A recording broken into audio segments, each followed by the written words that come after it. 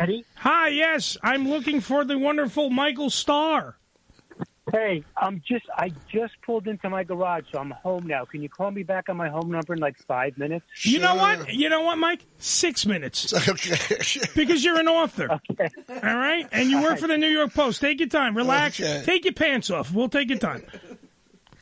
Yeah. All right. Thanks. I'll be number. All right. You got it. We'll call you at the right number. Yeah. All right. Ladies and gentlemen, Michael Starr, the author of the book, Don Rickles, the merchant of Venom. Now, that's reality radio. There you go. And that's why what happened. Anything can happen. Anything can happen, and usually does on this show. Absolutely. And we go with the flow. We don't cut it out and say to people. Well, that's the thing. I don't see. That's the thing about because we had. I was talking to someone about radio today. Wifey, you can jump in on this.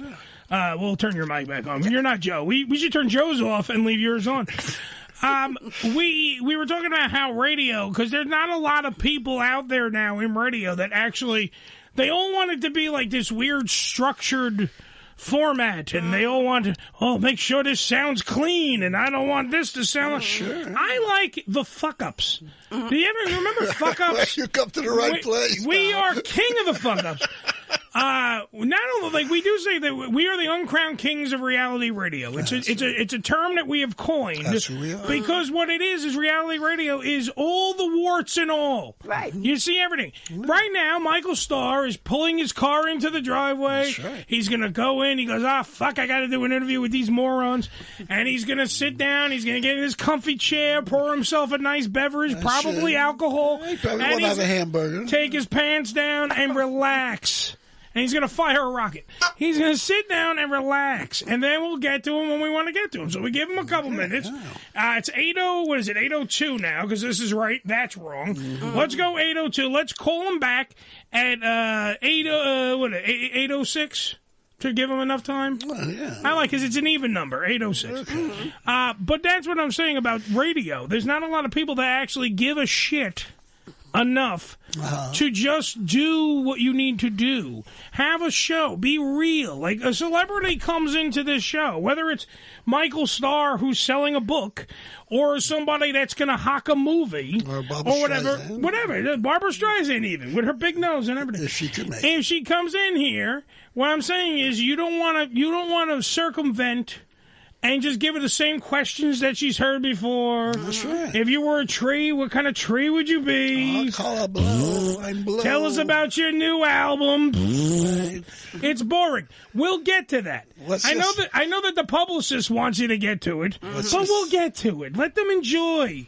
I said before, when we get to Sirius XM, Joe, not only are we going to have a bar cart where people can have beverages, whether they want soda or booze or whatever, and we'll have one of the interns be the bartender, or a sexy chick like in a bikini serving you drinks, like something classy, wifey. And we'll have that. And then on top of all of that, you can also we can get snacks if they're hungry. We don't care if they eat in the microphone. Come on. Let them have fun. Let this be the only show that they go to where they can actually have some form of enjoyment throughout the day that they have to do press. Yeah. That's why. Yeah. The same way Howard, as we've already heard two people compliment the Howard Stern Bruce Springsteen interview and say how great of an interview it is, I would like to look, if I'm a good interviewer, I don't know if I'm good as Howard, so what I have to do is rely on props. So what we do is we make it a more relaxed environment, and when those people come in, they enjoy. They have a nice beverage. They sit there. It's like a party, like a dinner party. Sure. And they have a sit. We sit and we talk and we kvetz and we have some things and we talk about the boys and the girls, whatever you want to do, and we get almost sugar. And that's what we do. And then they have a good time. And the only way you can do that is by leaving in all the bullshit. You mean like leaving in all the bad stuff and all the good stuff? That's the bloopers. Yeah, but our bloopers are our regular show. Right. That's my thing. No, years ago, there used to be... There was a show called The Bloopers. Yes. Oh, yeah, that's Bloopers and Practical Jokes. There used to be these party-type shows. Remember Hugh Hefner used to have the show? Playboy After Dark. After Dark. And it was just a party, and people relaxed. I'm sure a lot of it was rehearsed. And, Yeah, but most of them were just sitting there drinking and talking and having a good time. And the extras were, even if it was set up, and the extras were just drinking and bullshitting off air. It's a nice atmosphere. It's an atmosphere, and the atmosphere makes the person, the subject, comfortable. Yeah. And then they get to do that. Let's see if we can get Michael Starr comfortable. Okay. Here on the program. We're calling it now.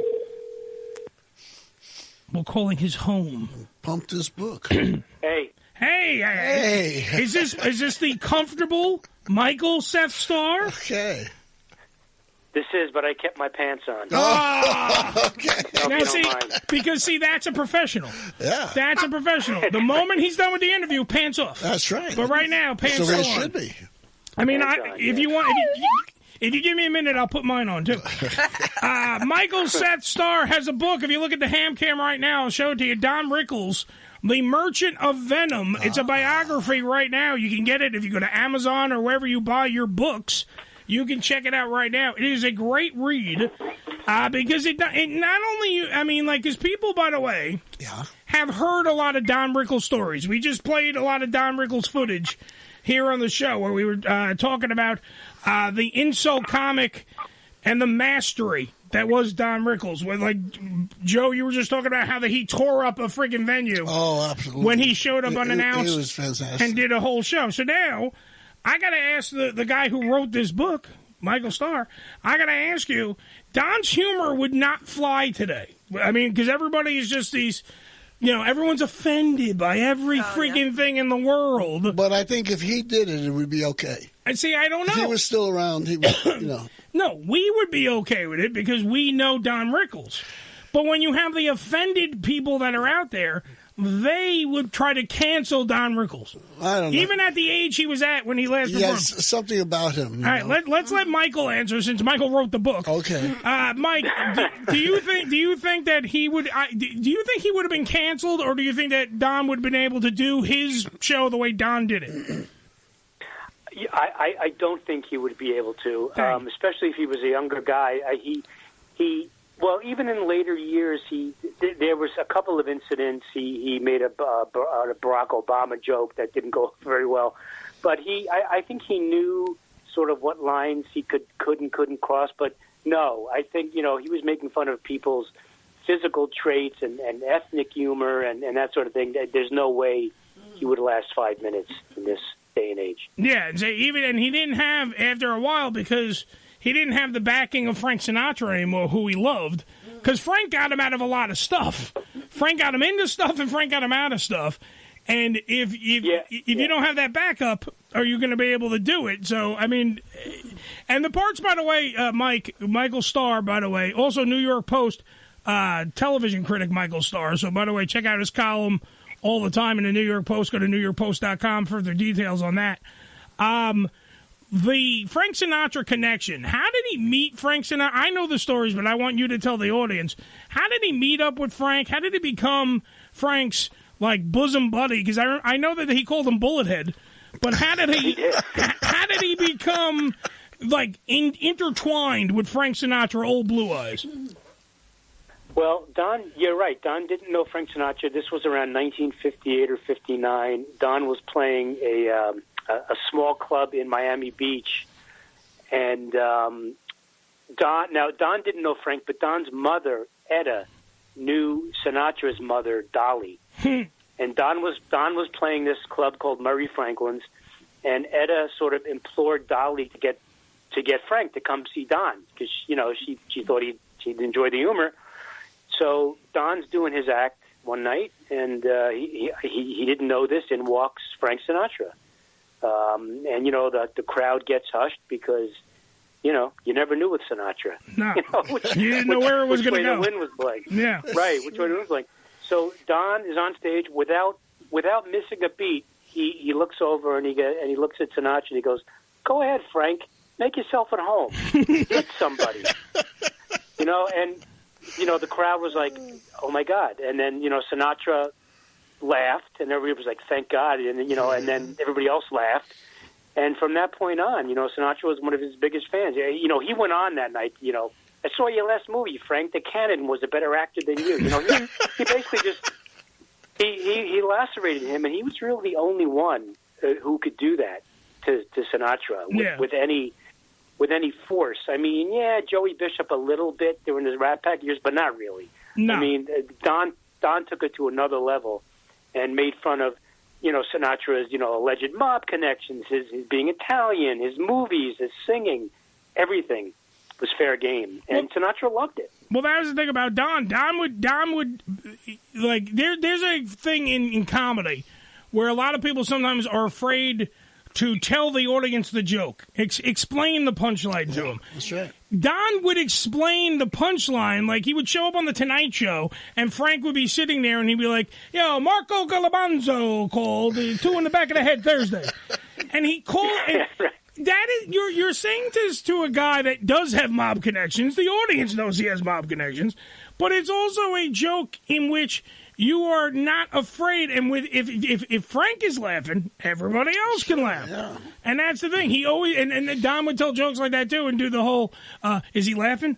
Somebody turn around and tell me if Frank's laughing, because he knew that it was definitely like he got to walk that razor's edge when everybody else didn't. I mean, there's a famous story. I mean, Mike can probably back me up. Michael Starr, by the way, on the phone, can back me up. The famous story about when Don was out on a date with a woman. He's on a date. The girl sees Frank across the room. All right? So he goes, "Oh, I know Frank. I can introduce you," and whatever, blah, blah. And he goes, so Don gets up, he walks over to Frank, he goes, "Frank, do me a favor, I'm trying to make with this girl, can you help me out, can you maybe come by the table, blah, blah, blah."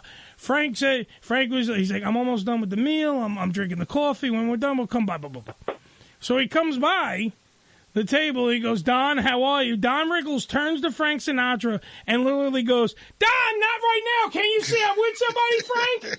For Christ's sake!" Get to tell Yeah, can't you tell I'm eating? Can't you tell I'm eating? Come on! And that was the balls of Don Rickles. And the best is that if you hear the rest of the story, Frank had his guys, Marco Calabanzo and all them, pick him up and carry him out and stuff. So it's pretty. I mean, and that's just a fifth of what you get out of this book, by the way, because you also learn more about the connection. I didn't even know that Don had a kid, first off. Didn't even know that. That's in the book. You learn that. And you learn that his kid died. Ooh, I didn't know his that. kid died the kid was 41. You're giving it away. Yeah, well, no, I'm saying you still got to read the book. You still got to read the book. Go buy the book. It's that way Michael Starr, because, he's got a job. He wants to sell the books. However, I'm telling you, it's a very intriguing part, because I didn't even know that side of Don, because you only saw the one side of Rickles. And this book kind of opens up all the sides of Rickles, and that's why it's a great read, because you learn more about, if you know one side, that's not enough. Yeah. There's a lot more sides of Don Rickles, and you need to know more about it. He's a pretty good actor, too. He was Run Silent, Run Deep. He's a great freaking, he did great stuff. And that's what I'm saying. The book that definitely helps that out, because you see, he was a failed comic, but Mike, correct me if I'm wrong. I mean, I know he had a lot of shows. And he was on a lot of guest spots, like Addams Family and tons of shows. Get Smart and all this stuff. But why did he have a failed sitcom career? He could never make a sitcom that... Was it because they were trying to change him and not make him Don Rickles? Yeah, I think that was the big problem. It was very hard to write a 22-minute sitcom for a guy like that who was... when he was pacing on stage and sweating and making fun of people, but they tried to sort of vanilla-ize him and make him, like the Harry dad with the little girl, or his first sitcom, which was supposed to be a game show, which was a complete mess. But, he had sort of, I would say, close to moderate success with CPO Sharkey, which was on NBC in the 70s. Yeah. But I think that's because Don was in the Navy, and he spent 2 years in the Navy in World War II. CPO Sharkey, he played a naval chief petty officer, Otto Sharkey. So it was closer to his real life persona than these other fabricated, TV personas. And I think viewers can sniff that out, and they knew who Don was, and they weren't buying him, as a suburban dad or. He did a sitcom with Richard Lewis, so I interviewed for the book. He was great. Yeah, called Daddy Dearest. That was on Fox when Fox first started. Sure, yeah. Yeah. Right. that didn't work. I think Don played like Richard Lewis's father, and he was a cantankerous guy, which sort of Don was, his act. But you had two strong comedic presences there, and they kind of just like negated each other. Richard says this in the book. I mean, Richard Lewis had his own thing, and Don had his thing. And again, when it's scripted, it just loses that immediacy and that edge. And I think that's why Don never quite made it as a sitcom star, which he really wanted. But then every time he would do one of these shows, he'd see the way it was going, and he'd go, "Yeah, I want out. I don't want to do this." Because it didn't make any sense because he wasn't that guy. So, like, if you knew, which is, by the way, I mean, as a TV critic, I think that Mike can, attest to this. I think that sometimes, at least more back in the day, I don't know if they do it as much now as they used to do back in the day, but they they would have the role, and they would try to fit the square peg into the round hole. Yeah, sure. Like, they would literally take, like, a guy like Don Rickles. Why would you not write a sitcom where Don Rickles was, I don't know, a stand-up comic? He would have made a great Archie Bunker. Right. Yeah. Yeah, no, I think that's a good way to describe it. And they could never quite work that out with him or his act. And I think after Daddy Dearest, I think he realized he was never going to have a hit sitcom. So he went back, while he was doing this, by the way, he was still performing like 200, 300 days a year in clubs and, traveling back and forth, and he would make the occasional movie. And then he had late in life Casino and Toy Story, which came out like within days of each other. And that really, I think, cemented his reputation as, in his mind, he's like, well, now I really am a dramatic actor. I'm in a dramatic role with Robert De Niro and Joe Pesci and Sharon Stone, and Scorsese directing this, and then Toy Story playing Mr. Potato Head. The kids discovered who he was, and he had opened them up to a whole generation of fans. And it totally fit because now, forever and a day, no matter what, I mean, the man is dead. But now, if you look at a potato head, a Mr. Potato Head in the store, you hear Don Rickles' voice. You don't think of anything else. You hear Don Rickles saying, like, "Look, you hockey puck." That's what you hear. And it's like it is the test of the icon, how much of an icon that Don Rickles was. Because I mean, Casino, to me, everyone was all like, "Oh, Sharon Stone was she's amazing." Don Rickles in that bit part that he's in steals the show in a bunch of scenes. I mean, it's like even the scene where Joe Pesci beats the shit out of him with the phone, with the telephone, with the phone.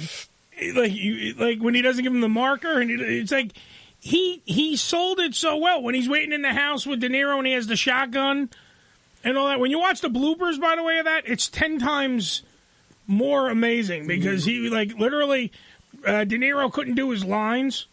So Rickles is like, well, stop it with the motivation. Just say the fucking thing and we can go to lunch. Jesus.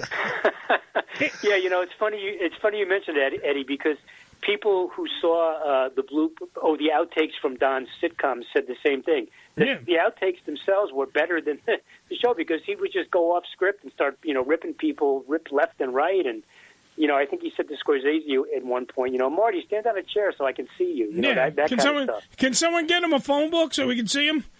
Now, it is without. It's something that makes you sit there and go, like, why are people in Hollywood so dumb?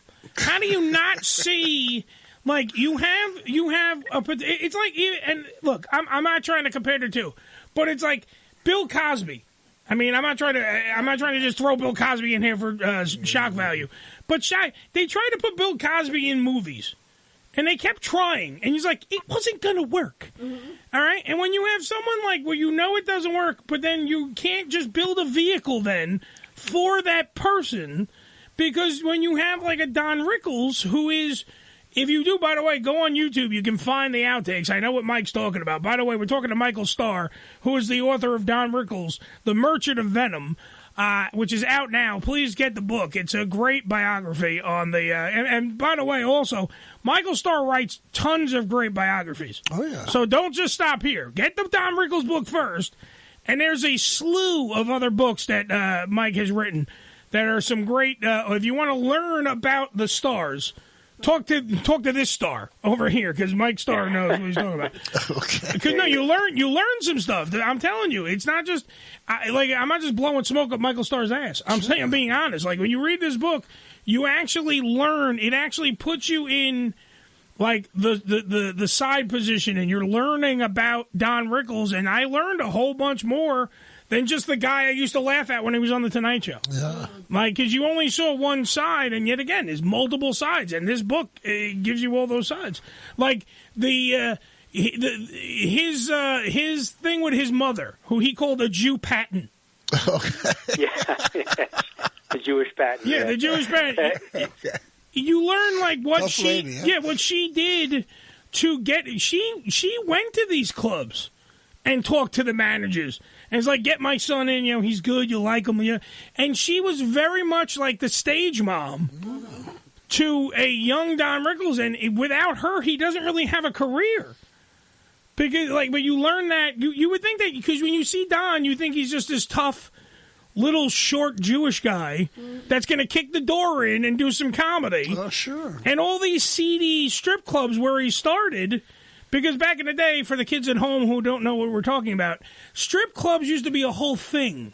Sure. You used to see, not only did you see some boobies, but you would see boobies, and then you would see somebody singing a song, or you'd see a comedian to break up, and then they bring out more boobies. Like vaudeville. Yeah, it was a whole thing. Sure, yeah. And Don Rickles was a major part of that. He was literally in the depths of all this stuff, and his mom was, like Michael just said, his mom got him Sinatra. Both moms had the mom connection, and that's how he got it. It's just it's an amazing thing when you think of how this guy lived, and like him and Bob Newhart being his best bosom buddy. You learn that, and that group, Regis Philbin, all kinds, like all these things that are in the book, and you got to learn about this stuff. Mike, one of the two things that I found interesting were there were two horses named Don Rickles, one in the 60s and then one later in the 80s. And they were actually horses. They were actually fairly successful, named after Don. And he was in a comic book with Jimmy Olsen. There was a version of Don. They didn't use his, they called him, I forget his name, but it was Don in like this Marvel comic series. It's just bizarre. It's probably like stuff. Ron Pickles. Yeah, I loved them all the Frankie Avalon movies. Beach Bangin' Bingo there. Big Drag, he was a funny character, man. Yeah, he was and that, see there, that's the thing that makes you laugh too. Because he's just doing his act. Oh, yeah, pretty much. Did it work? Yeah. So who's the moron that went, let's change him? Mm-hmm. Do you mean like it worked? Well, I think that's one of the reasons why later on, when you had comedians like Jerry Seinfeld and Ray Romano, their shows were more successful because they were built around their onstage persona. I mean, it was a little bit different, but I think that's why those shows were so successful. They didn't do that with Don in that time and era. It wasn't done. I mean, it just wasn't done that way. And I think they learned, at Don's expense, maybe change it up a little bit. His failure was Seinfeld's success.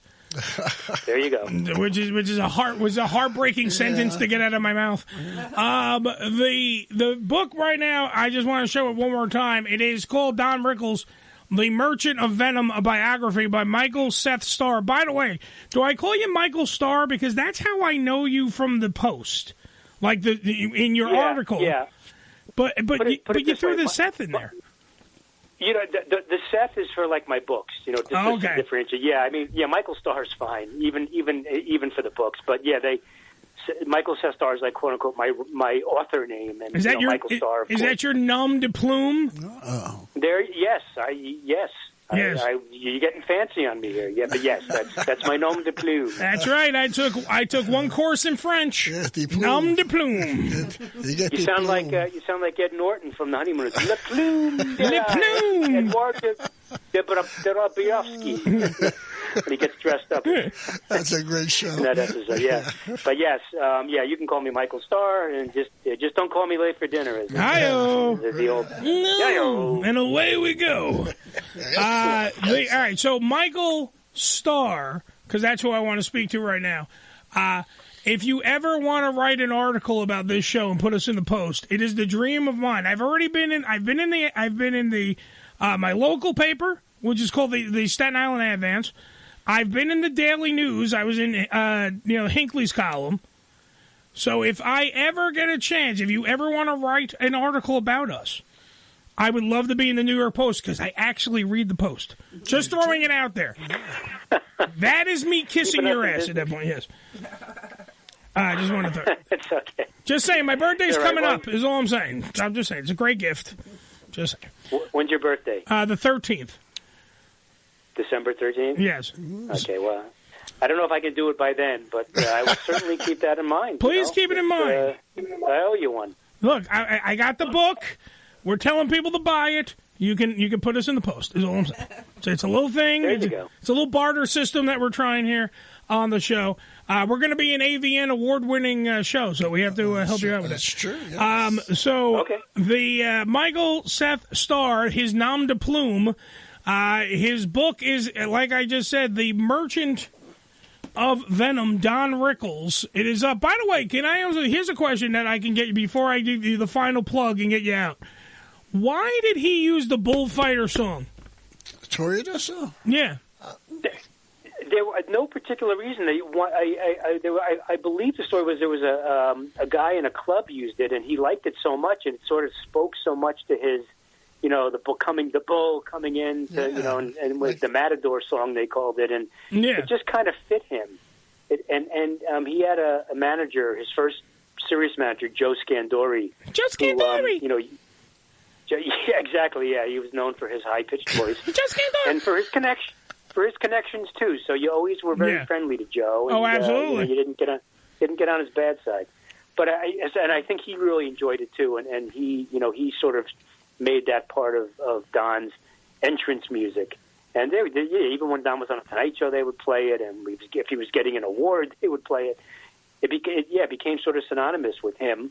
Just as we hear that the old Tonight Show theme, you think Johnny. Absolutely, sure. Absolutely. So here's what you do. I need you to go out, people, everyone that's listening to The Voice, go out, go to Amazon.com, go to your local bookstore, whatever you're going to do to get up the book. You're going to get the book. That's called Don Rickles, The Merchant of Venom, a nickname that was given to Mr. Warmth himself, Don Rickles. And I need you, then, while you're reading the book, also go on YouTube and check out all of Don Rickles' classic times on Johnny Carson, David Letterman, when he was on Craig Ferguson, all the times that made him the iconic, one of the greatest talk show guests in the history of talk shows was Don Rickles. So if you can do that, you help out Mike, Mr. Micheal Seth Starr, you help out him, you get the book. And you also help out me because I want to make sure that tradition, that legend of Don Rickles never dies. And to do that, you need these kids have the attention span of grapes, so we got to help them out. Yeah, well, and also, the Dean Martin roast. There are a lot of clips when Don was classic on those. Absolutely. I mean, that's what he was. Yeah, we were just playing those. Yeah, we were just playing those when he was talking to Flip Wilson and stuff. Good stuff, classic stuff. Michael, thank you for being on the show, sir. Yes, thank you. This was a lot of fun. Thanks for having me on, and thanks for being patient with my my commute home and getting. I'm glad we were able to work it out. You hit traffic. Now you can take your pants off. You relax. You did a great job. Thank you again for being on the program, sir. Round of applause for Micheal Seth Starr, the one and only.